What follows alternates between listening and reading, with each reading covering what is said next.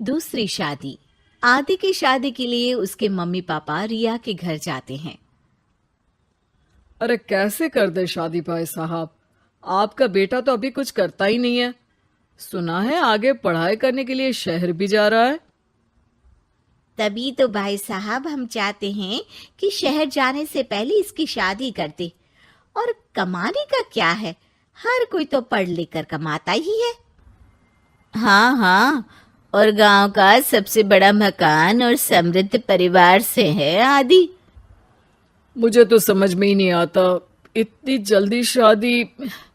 रिया भी अभी पढ़ रही है, इतनी अच्छी है वो पढ़ाई लिखाई में, कैसे शादी कर दूं। आप लोग थोड़ा समय दे। आदि के माता पिता घर चले जाते हैं, जहां आदि के पिता कहते हैं, अरे भाग्यवान, मुझे तो समझ ही नहीं आ रहा कि तू क्यों इतनी जल्दी आदि की शादी करवाना चाहती है। पढ़ लिख कर कमाई धमाई करने लायक हो जाए तो फिर कर देना शादी। अरे आप चुप रहिए।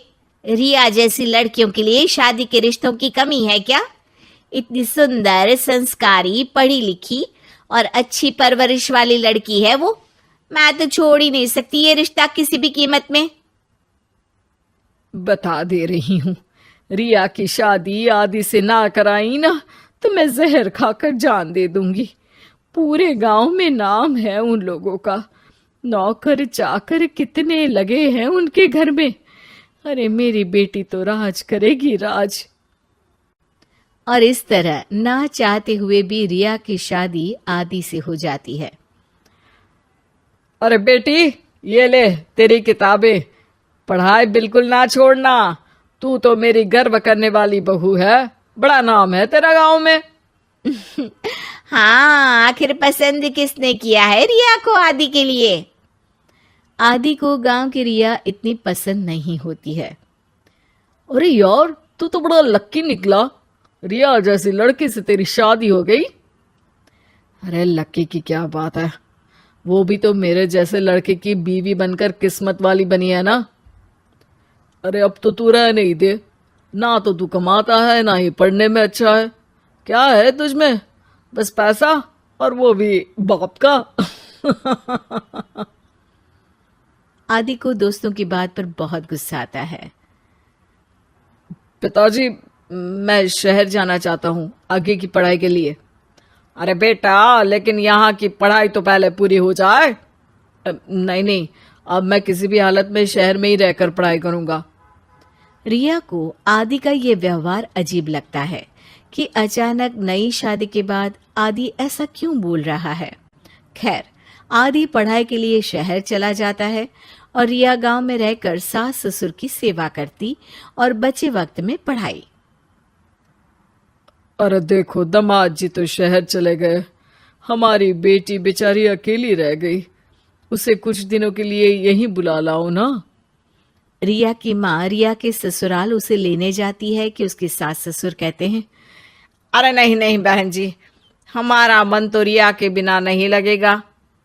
हाँ माँ, इनको तो शहर जाना ही था पढ़ाई के लिए, बस थोड़ा पहले चले गए।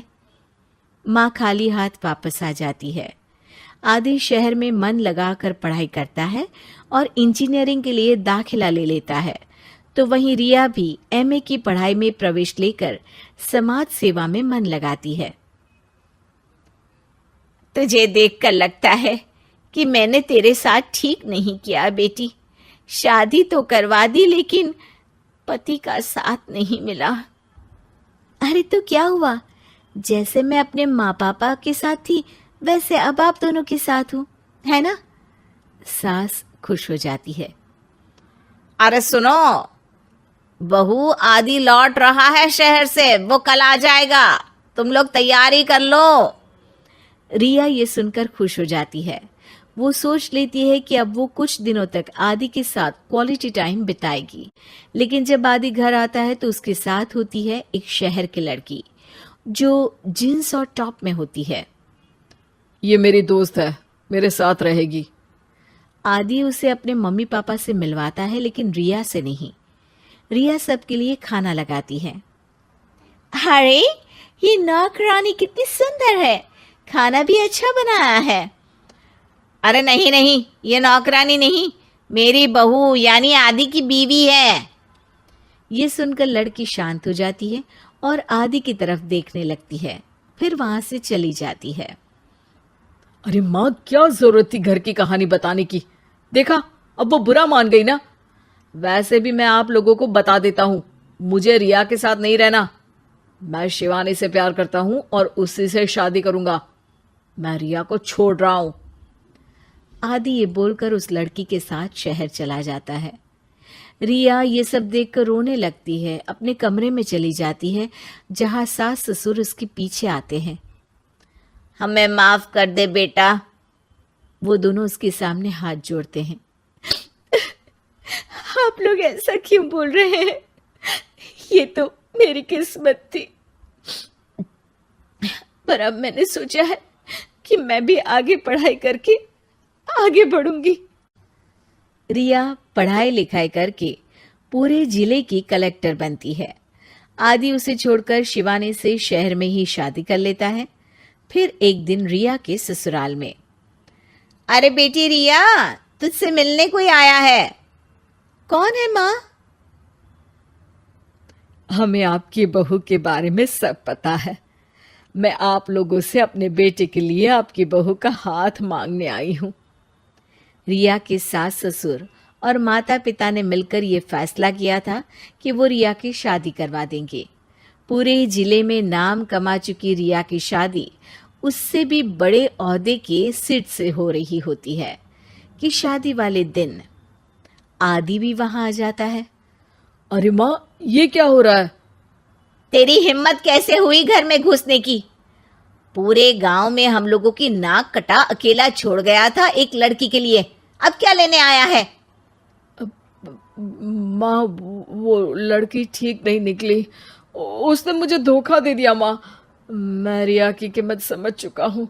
अरे इतने बड़े जिले की कलेक्टर है वो। मैं यहाँ नहीं था, फिर भी उसने आप लोगों का पूरा ध्यान रखा। बहुत लेट हो चुका है बेटा।